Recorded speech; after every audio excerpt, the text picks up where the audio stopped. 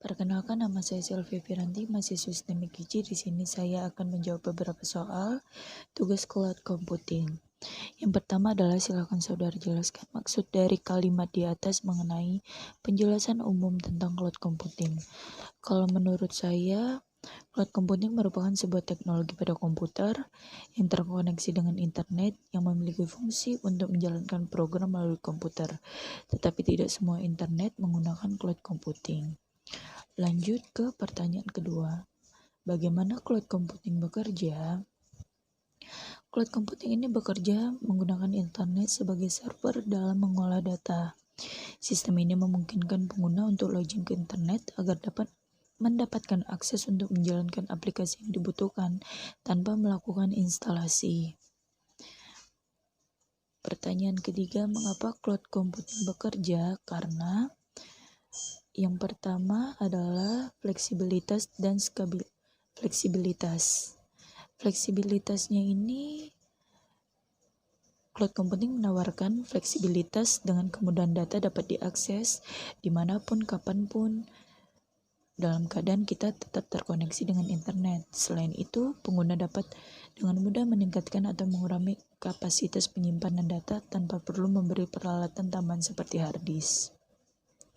Yang kedua, efektif dan efisien. Kenapa dikatakan efektif dan efisien? Karena dapat mempermudah setiap pengguna untuk berbagi file secara bersamaan, sehingga cloud computing ini mempermudah berbagai pekerja seperti contohnya ahli desain dan konstruksi dapat mengerjakan tugasnya dengan cepat dan aman. Yang ketiga, dikatakan tabungan dan investasi biaya. Mengapa? Karena tidak memerlukan biaya yang banyak untuk membeli hard disk, sehingga dapat menghemat biaya dengan kapasitas yang aman. Yang keempat ada skabilitas. Skabilitas ini merupakan manfaat utama pada cloud computing. Mengapa dikatakan seperti itu? Karena beberapa perusahaan yang menggunakan bandwidth selalu meningkatkan pekerjaan bisnisnya dengan cara meningkatkan atau mengurangi pengoperasiannya dan kebutuhan penyimpanan sumber daya bisnis yang dibutuhkan. Yang kelima, dapat mengontrol dokumen yang penting tanpa harus ribet seperti dulu. Yang keenam, meningkatkan daya saing. Mengapa dikatakan meningkatkan daya saing? Karena di zaman sekarang orang menggunakan cloud computing itu sangat penting. Daya saing dari A dan B contohnya, sehingga persaingan industri semakin ketat. Dengan menggunakan cloud computing ini memaksa perusahaan untuk melakukan hal yang lebih praktis dan cepat dalam menanggapi perubahan di pasar. Solusinya ialah cloud computing yang dapat memberikan keuntungan banyak serta bermanfaat. Yang ketujuh, aman. Kenapa dikatakan aman? Karena sekarang sudah terus-terus diperbarui apapun kekurangannya. Lalu masuk ke soal keempat. Soal keempat adalah kelebihan dari cloud computing. Penjelasan secara singkat dan jelas. Penjelasan dari saya pada soal keempat ini, kenapa mudah diakses di mana saja? Memang cloud computing ini dapat diakses di mana saja selagi kita terhubung dengan internet. Lalu yang kedua, murah. Mengapa dikatakan murah? Karena menghemat biaya, tidak memerlukan pemakaian listrik, tidak memerlukan hard disk untuk membuang-buang biaya. Yang ketiga, hemat karena tidak perlu membuang biaya. Karena cloud computing ini sudah sangat memungkinkan bukan hanya anak sekolah tetapi beberapa perusahaan untuk menyimpan data atau file pentingnya.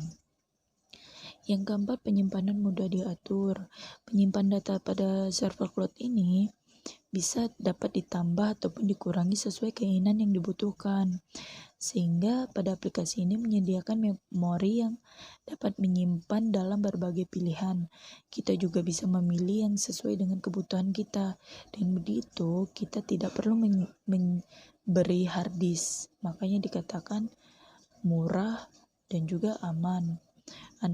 Dan kita juga bisa menyimpannya sesuka hati pada internet. Lalu dikatakan aman karena itu tadi. Mengapa dikatakan aman?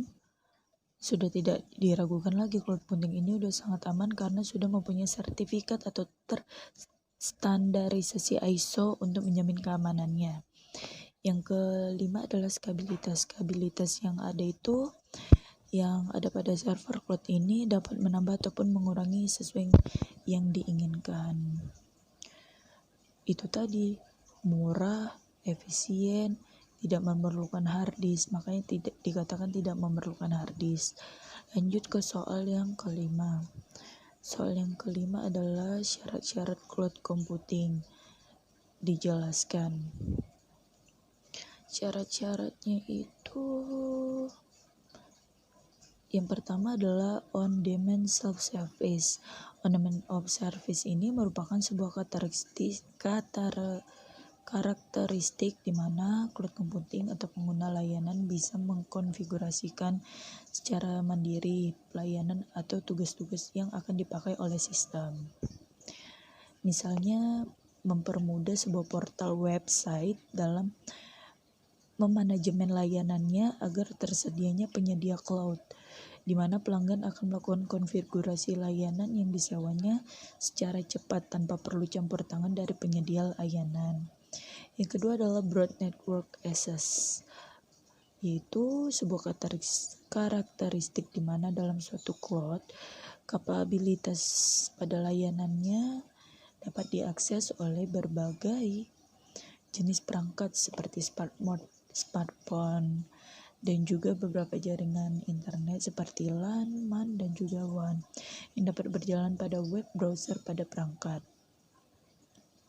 Yang ketiga adalah resource pooling, yaitu adalah sebuah karakteristik di mana sumber daya storage, CPU, memori, dan network ataupun juga bandwidth yang dikumpulkan oleh pelayanan dapat memenuhi kebutuhan banyak pelanggan. Yang juga sumber daya komputasi ini bisa berupa sumber daya fisik ataupun virtual, dan juga bisa dipakai secara dinamis oleh para pelanggan untuk mencukupi kebutuhannya. Yang keempat adalah rapid elasticity, yaitu adalah sebuah karakteristik di mana kapabilitas atau kemampuannya dapat atau bisa dipakai oleh cloud komputer atau konsumennya secara dinamis berdasarkan kebutuhan yang dibutuhkan, serta kapasitas layanannya yang tidak terbatas sehingga banyak orang menggunakannya. Dan juga service consumer ini bisa didapatkan dengan bebas dan mudah dengan cara memilih kapasitas yang diinginkan setiap saat. Kelima adalah measured service. Measured service ini adalah karakteristik di mana pada sistem cloud tersedia layanan untuk mengoptimasi dan memonitor layanannya secara otomatis. Seperti contohnya pada penyimpanan yang terpakai, besar CPU dan memori yang digunakan, bandwidth yang telah terpakai, banyaknya layanan yang terpakai, dan juga seberapa besar jumlah biaya yang muncul dari setiap sumber daya yang telah terpakai. Layanan monitoring ini sebagai bentuk transparansi antara cloud provider dan juga on consumer. Lalu masuk ke soal ke-6. Soal ke-6 adalah jelaskan layer yang ada pada cloud computing.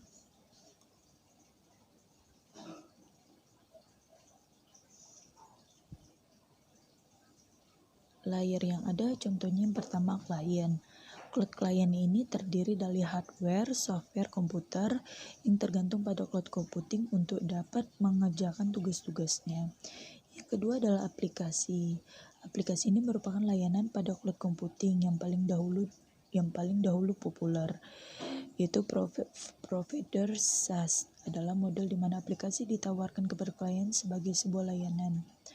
Jika sebuah aplikasi pada software disajikan kepada klien tidak perlu merawat dan melakukan update pada aplikasi tersebut. Yang ketiga adalah Platform as a Service atau PaaS. PaaS ini mirip dengan SaaS.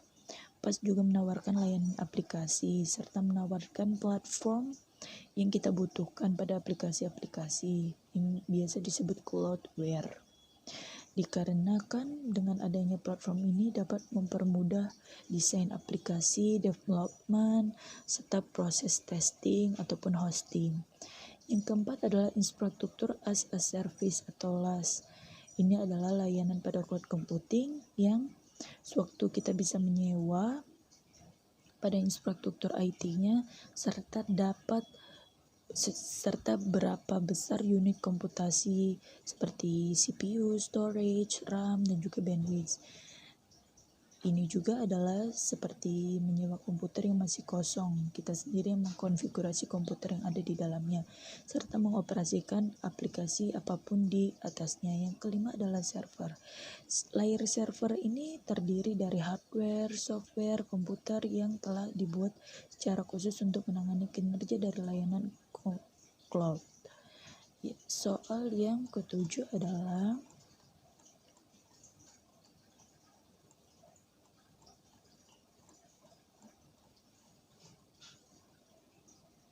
jelaskan mengenai aplikasi cloud yang diketahui serta jelaskan salah satu cara untuk penggunaannya.